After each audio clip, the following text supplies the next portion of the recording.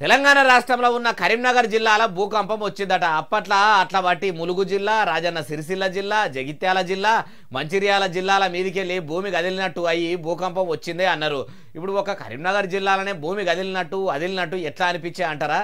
అన్ని ముచ్చట్లు అరుచుకుందాం పాండ్రి. చలో కరీంనగర్. యమలాడ రాజన్న గుడికాడున్న దుకాణాల కాడ సీసీ కెమెరాల రికార్డ్ అయిన వీడియో చూసిర్రా?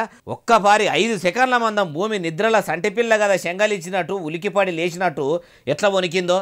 ఇట్లా ఒక యమలాడ రాజన్న గుడికాడనే కాదు, ఇంకో దగ్గర కూడా ఇట్లనే భూమి అదిలిందట. చూడుర్రి.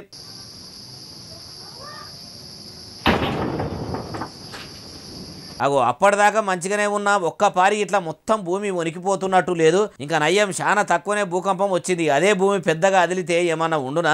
బిల్డింగులు కూలి కింద పడిపోవు, మస్తు మంది పానాలు పోయేటి. ఎన్నడు లేని తెలంగాణ గడ్డ మీద భూకంపం ఇట్లా వచ్చుడు ఇది రెండో పారి. ఇట్లా ఎందుకు వస్తుంది ఏం కథ? అయ్యా సీఎం రేవంత్ సారు కొందరు తెలంగాణలో కాళేశ్వరం ప్రాజెక్టు కట్టినందుకే ఇట్లా భూకంపాలు వస్తున్నాయని అప్పట్లో మీ షై పార్టీ లీడర్లు చాలా మందే అన్నారు. మరి అది నిజమా లేకుంటే ఇంకేమన్నా ముచ్చట ఉన్నదో? ఓ పారి ఆఫీసర్లను అరుచుకోర్రి. ఇప్పటికి 2 మాటలు వచ్చినా ఎవరికి ఏం ముప్పు కాలేదు, కానీ 3వ పారి వస్తే ముంచి ఎత్తిపోస్తుంది కావచ్చు. చేతులు గాలినాక ఆకులు పట్టుకుంటే ఏం రాదు కాబట్టి ముందుగాల ఇషారా చేసి భూమి అదులుడుకు కారణాలు తెలుసుకోండి సార్ అంటుర్రు ఈ ముచ్చటిన్నోళ్ళు.